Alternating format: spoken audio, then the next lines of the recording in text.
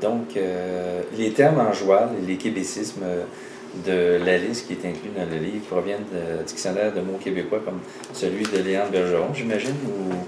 Je pense qu'on ne peut prétendre toutes les connaître parce qu'on en découvre continuellement.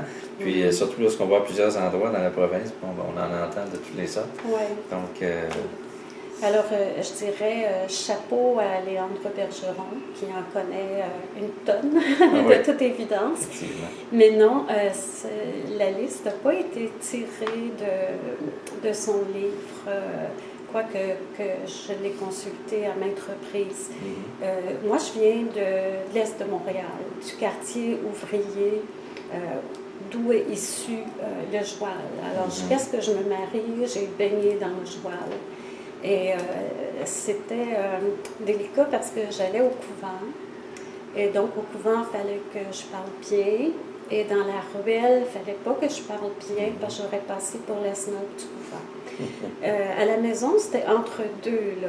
Maman nous corrigeait constamment, sauf qu'elle disait dehors, mais on ne pouvait pas la corriger. Donc, c'est mon bagage personnel. Ensuite, je lis des pièces depuis 1969, quand je suis arrivée à l'École nationale de théâtre. Je fais donc la correction des preuves. Donc, je me suis créé un lexique de termes du parler populaire québécois, mais je l'ai alimenté par des dictionnaires de la langue québécoise. Il y a le site Dictionnaire québécois en ligne aussi. Il y a un vieux dictionnaire du joual qui est épuisé, qu'on a à la bibliothèque de l'école. Il y a un dictionnaire des blasphèmes.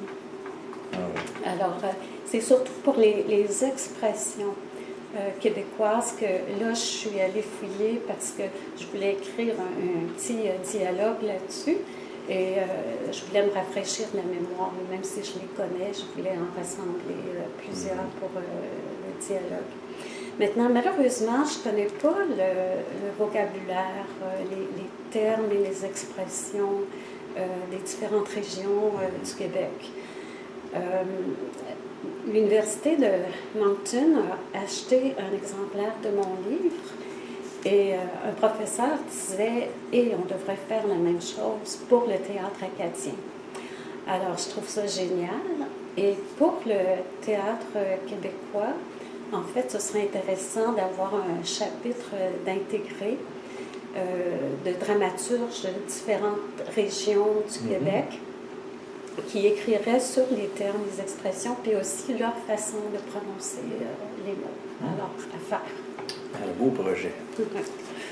Donc, mais je sais aussi qu'à la fin du livre, il y a beaucoup de références, de liens qu'on peut trouver ou de liens. C'est très, très bien indiqué, puis il y en a beaucoup, il y en a abondamment. Tous les sites, tous les dictionnaires, les livres sur la langue, tout est là à la fin du livre. C'est bien.